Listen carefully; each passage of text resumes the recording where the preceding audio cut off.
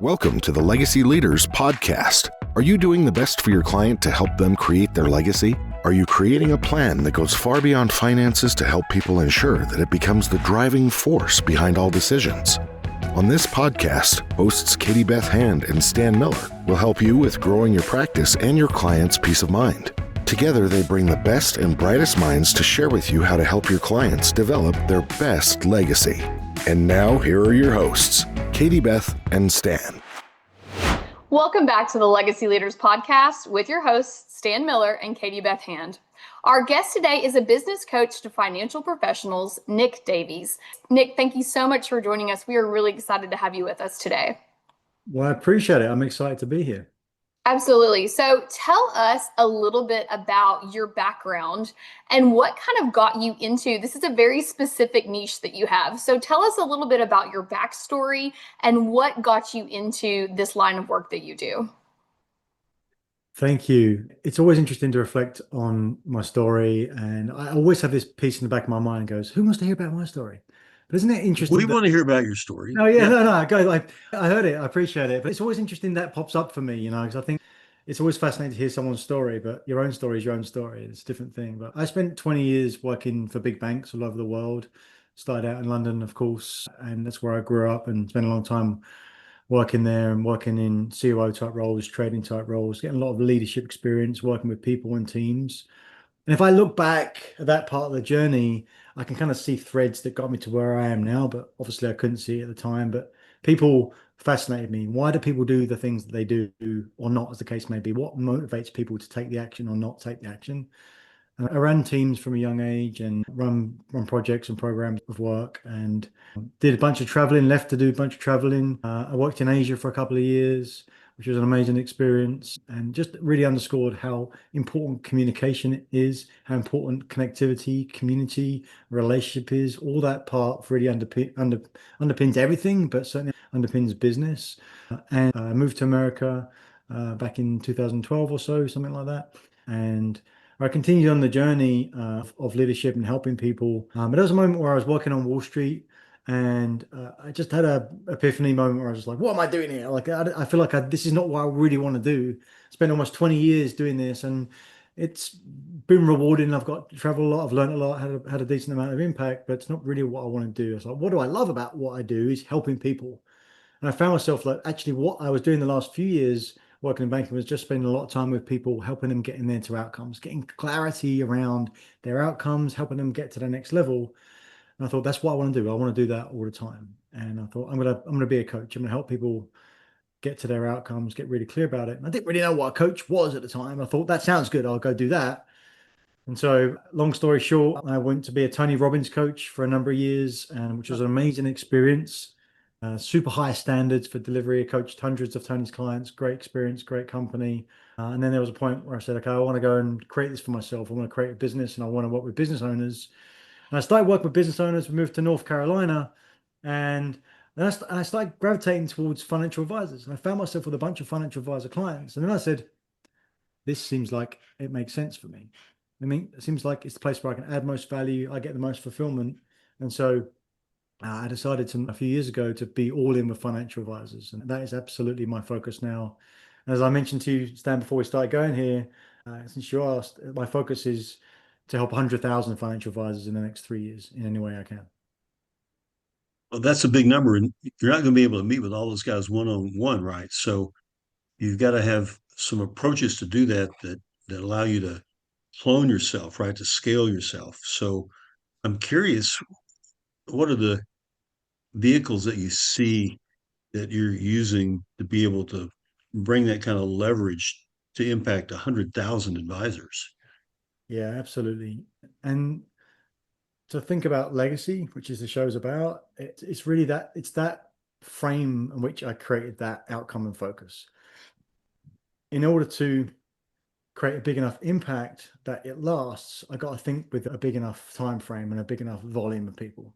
So helping 100,000 advisors, it's not something I'm going to really be able to put a number on and say and count them all up, because something like this for me counts as that in that vein, right? My goal here today is to share whatever I can that whoever's listening to this can just take a tiny little bit and make maybe a tiny little adjustment in their life. So I'm never going to know, But if I'm coming from that perspective, then the likelihood of hitting a higher number is going to grow. And then from a very specific point of view, of course, I've got a few different programs that I focus on. So absolutely love working one-on-one with advisors, but that's not scalable through me. I do have a couple of coaches in my team, which also help support me to do that as well. But I work with teams as well. I work with small groups. I love bunching advisors together.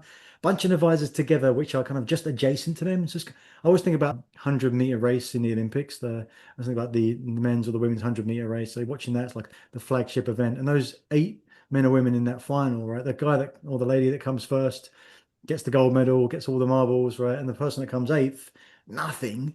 But those people are so close to each other, they can learn from a lot from each other as well. So in that context, you can really see that stark difference. But I love to bring advisors together with adjacent, they can learn the most from each other in a facilitated group setting. And also, I believe a lot in study groups, which I call masterminds. And so I have a concept that I give away in terms of how to set up your own mastermind, how to change your study group to a mastermind, how to hold the right standards to do that. And so that product is something I give away in hopes of helping more advisors. That's interesting, and I think if we have time, I'd like to drill into that. But let me say one of the things that I understand from the work, from the research we've done in preparing for this conversation with you, is that you have distilled some concepts and ideas that you talk about. One of which is identifying the hub of your business. Talk to us a little bit about that. I gather that you get a sense that there's a lack of clarity and focus that people bring to their practice, and I guess what you're saying is you need to get a bit more clarity around what it is you're really good at and how to focus. But speak to that. Yeah, it's one of my favorite things. I see it often. When you first start out, whenever advisors first start out, and really any business applies to, you start to get traction from pushing hard, right? From just going and doing the thing. And you start to create momentum and it starts to take a pull on top, it takes a pull on top of you, right? It takes a requirement for you to continue to deliver on things. And what happens is things to start to slow down because you're spending a lot of time on things that aren't revenue generating, aren't building the business, and your time takes away from that. So we know that it's important to, bring in staff members as quickly as you possibly can, trade away the stuff that's not revenue producing so you can focus on that as well. And I find that advisors get that piece, right? It's a big leap, and making that distinction is really important for advisors. But often what happens is they get that first assistant, and then they think, okay, I need another one. So here's my first assistant's processing service stuff. I need someone in to come just to do new business applications or follow up and stuff. And now they've got 2 people. Now they've got 2 people that are reporting to them, and now they're suddenly having to be a leader and manager of people, as well as a leader and manager of themselves and their business as well. And so that can stack. It can be 2, 3, 4 wide. And suddenly now they've got 4 different relationships to think about. How do I help these people? I'm responsible for their part. They feel responsible for that. What I find is it's really important to think about a hub, right? So you should think about if you've got one person, that person you should try and hire for them to continue to grow into the role that they've got. So let's say you hire one person that's your initial assistant, which is really just going to take some service work away from you. Great. You want to think about long term, that person turning into a COO essentially. That person being the hub where everything that is happening inside your business goes through him or her, and you're just there for decision making as well. So you want to protect yourself. So it's a concept way of thinking, but it's also a practical way of setting up your business plan. That makes a lot of sense. And I noticed on your website, which we'll link in the show notes for everybody, it's the number 7-figureadvisor.com. You actually have a free ebook that they can download that has in kind of an overview, I guess, on this. Tell us about the ebook and a little bit about what kind of inspired you to write that. And you're giving all this knowledge away for free, Nick. So tell us a little bit about the ebook. Well, yeah, exactly. I mean, you can get the ebook for free. No worries. That's how I help people, right? Giving the stuff away. I can't be everywhere at once. But it was just those stories I kept hearing from my advisors, working with a team. One guy I'm thinking about right now, been in the business a long time, 35 years or so, does very well for himself. Now, one assistant, and then brought a couple of other like part-time assistants on as well. And instead of feeling like, okay, now I've got some relief from the other things I'm doing, suddenly he's just got now more people to manage. Right, rather than taking the original assistant and saying, hey, I'm bringing someone else in, they report to you. I want you to step up as a leader and make sure that I'm the person you come to me when I'm making decisions rather than having to manage it. Another way to think about this is Am I always going out there trying to figure out what's going on, or are people coming to me and telling me what's going on? That's a huge distinction from a leadership type of role. So do I have someone out there that's working my clients that I'm not working? I haven't got time to work because I can only practically look after 100 households or so. I've got like hundreds of others that I was working. I've got a junior advisor in my team, which is calling on these books. Did I give them those names, and then am I having to go and check in with them every couple of weeks and say, what's going on? Or did I define a process for which that they give those updates for me and they're coming to tell me where they are with it? Did I define expectations of how many they're going to call, what the follow-up system is going to look like, how many meetings that I'm available to join them with on any given week? Did I set myself up to go upstream, or am I constantly trying to do just a fish with a pole rather than kind of going upstream and having all those fish just come and float all over me? That's very interesting. And so would you say, working with all of these different financial advisors, and I can relate to a little bit everything that you're saying. So many times we bring on new people to help with the workload, and then it feels like it's actually creating a lot more work, probably because of my leadership style, maybe. So I really relate to what you're saying and see the wisdom in what you're saying with making sure that we're raising up other leaders and delegating some of those responsibilities so that one person does not have to be the hub for everything that happens. I love that. Talk to us a little bit about, you talk about this, I've seen you talk about it online, avoiding the slow sacrifice of ambition. Tell our listeners what that is and how they can avoid that. Good stuff. Good research. I like that. I mean, you can take this a couple of different ways, but for me right now, it's really important to think about being associated to what's really most important to you. Being associated to what's really important to you.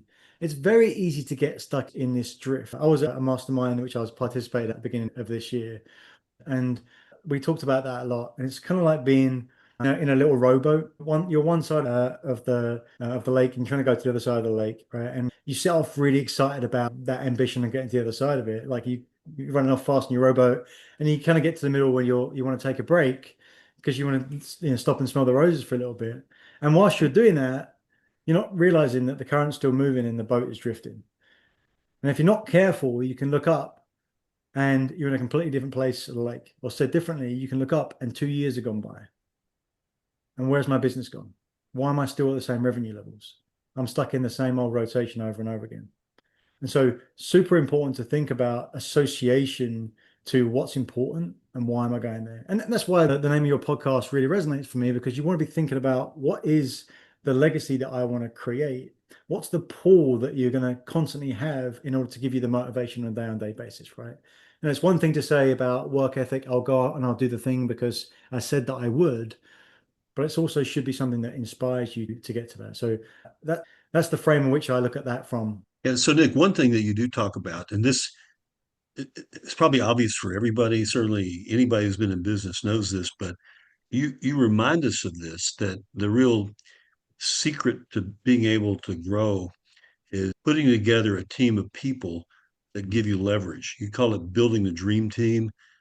I think everybody listening to this podcast at some level of consciousness knows that is true, but not all of us listening to this podcast have figured out how to crack the code on building a dream team.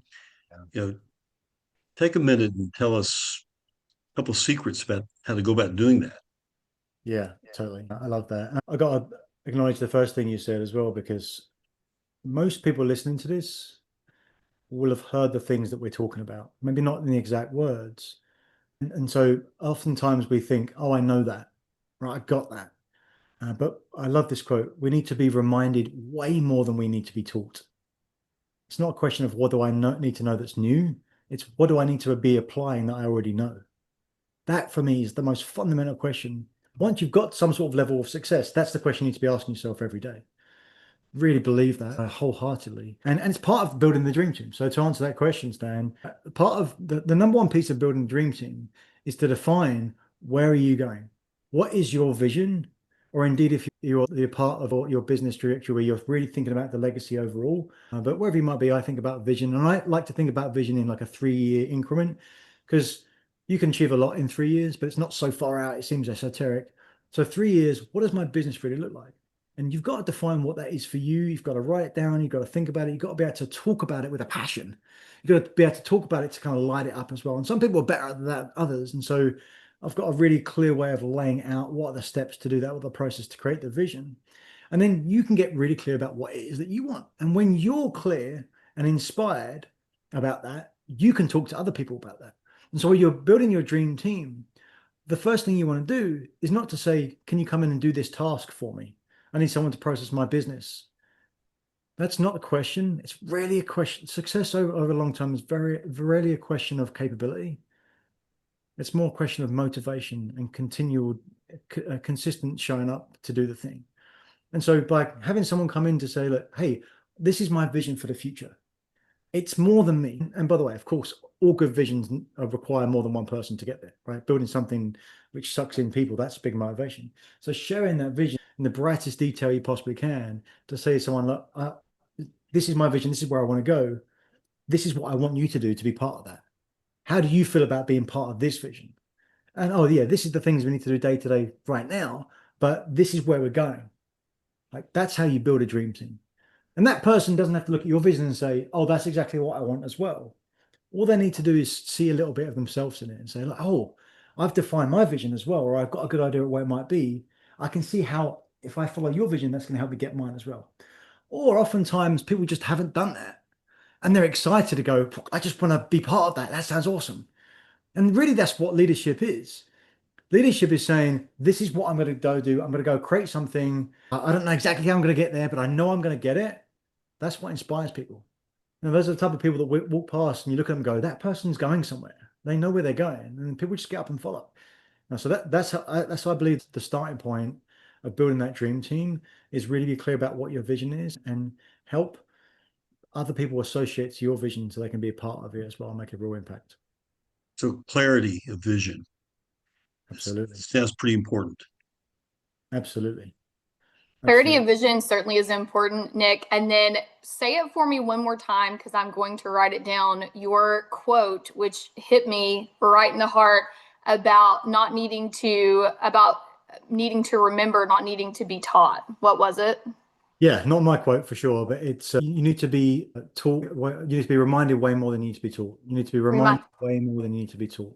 I feel like that, and I know, Stan, I can see you nodding. I feel like there's so much wisdom in that, you know, as leaders, as business owners, kind of no matter what industry we're in. I can tell you right now, Nick and Stan, I have read so many great books and learned so much wisdom.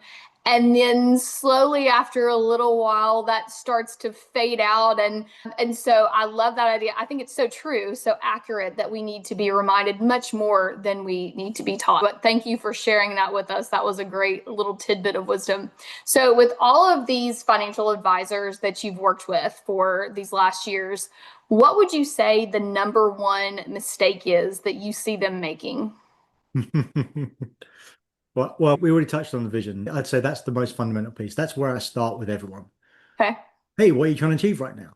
I just did a discovery call this morning, a deep dive with an advisor that I met last week, a great guy. And I asked him, like, what are you trying to achieve right now? He told me a little bit about his background and where his headspace was around it, but what are you trying to achieve right now? And you can imagine, right? I want to grow in my business. I want to have more impact. I want people to really go away and say that you got to work with this guy. He's a great guy. And I want to feel like that I'm really great at what I'm doing. Like it's all the things that repeat themselves oftentimes. But what it didn't have was the specificity behind it, right? So you mentioned this a second ago, Stan, like the clarity of vision is important. Clarity overall is important.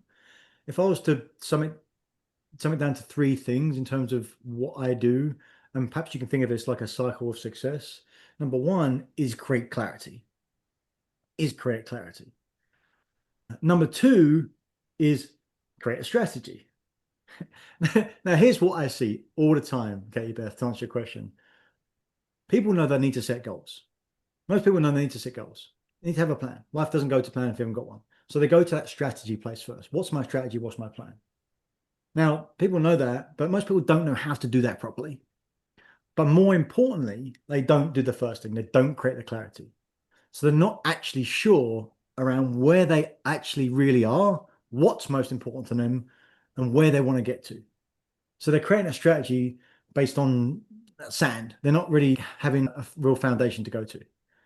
So the strategy doesn't end up working. The plan doesn't really end up working. The goal setting is not quite right to get to their outcomes. And then they think, oh, maybe it's me. Maybe I can't do it. Maybe I'm just not destined for that. Maybe I can't go to that next level.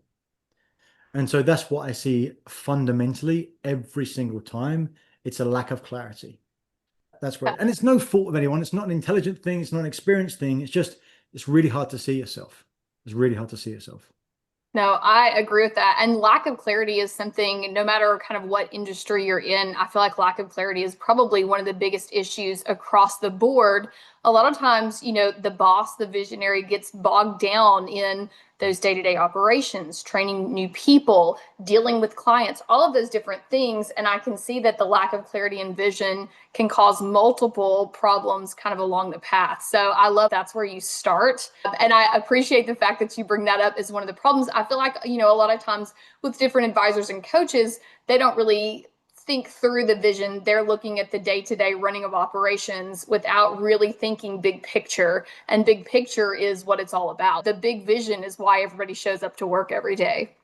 Yeah, I mean, you see what's in front of you, right? So a lot of people come to me and say, I don't know what to do. I've got all these different great opportunities in front of me. And by the way, the more successful you get, the more great opportunities you get, right? But really, they're just high level distractions, right? So people come to me and will say, I've got these 4 options. Which one's the best option? And it's the wrong question. It's not which one's the best option. It's where do you want to go? I think about this, right? Imagine us 3 were walking down a hallway, right? And there's a hallway with all these different doors, like a long hallway. You can't really see the end, just lots of doors. And each of those doors has got like some fancy bells and whistles, right? Some lights coming off, and like we're walking through, and Katie Beth, you say, well, what about this door? Let's go into this door. This one looks good. And I say, okay, that's all right. And Stan's like, well, look at this one. Like this one's really cool. And I was like, well, that sounds good as well. And then we decide, like, we spend some time thinking about which doors to open. And we say, okay, Katie Beth, you said that one first. Let's go in. We open the door, and it's like one of those big warehouses like you get in movies where you go in, the lights go doom, doom, doom, doom, doom, when they turn on. And we're in there, we do some cool things, we find some cool stuff, and we spend a couple of hours, we come out, and we've got like some cool things. Okay, great, let's carry on. Right, and you can do that all the way through. And there's nothing wrong with those doors and going into those rooms, and they have different levels of merit. But the point is, you're not actually going to the thing that you want. You're just bouncing around. And it's like, how do you figure out what is the right thing to do? Is going, well, I know where I want to go is the door at the end of this corridor. That's how you get clear about what you want. And that's how you make decisions that around distractions or not, because you've already decided up front. Once you've got those opportunities in front of you, you're already clouded by the opportunities. So defining what you want up front allows you to kind of cut through like a hot knife through butter of getting to your outcomes, because you define it from the outset. That makes so much sense. And the door analogy is fantastic. Go ahead, Stan. Yeah, I was we're running low on time, but you do something called a mind scan assessment, and I want to hear about that. So you do a thing called a mind scan assessment. Tell me about how that works.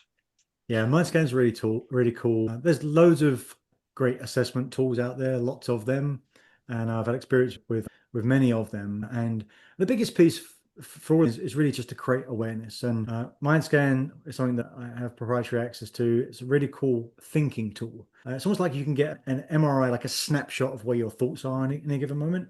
And I'd say the thing that really stands MindScan out is that it's not a comparison to another set of people, which some of these tools are, although they're great. MindScan is just really your thought patterns in any given moment. And it can be really powerful for you to be able to see yourself in a different angle, to know where are your biases. What do I prefer, right? And so to give you an example, one of the areas in MindScan it measures is how attentive you are to others. So empathy. So how much do I value people or discount people? On a scale of +10 to -10, so a continuum.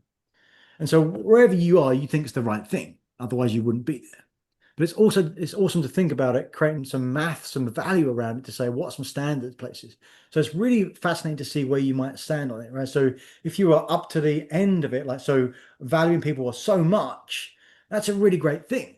It's a really great thing because you're a people person, you're great with people, but when you overvalue something, it sometimes goes too far, for which maybe people take advantage of you a little bit.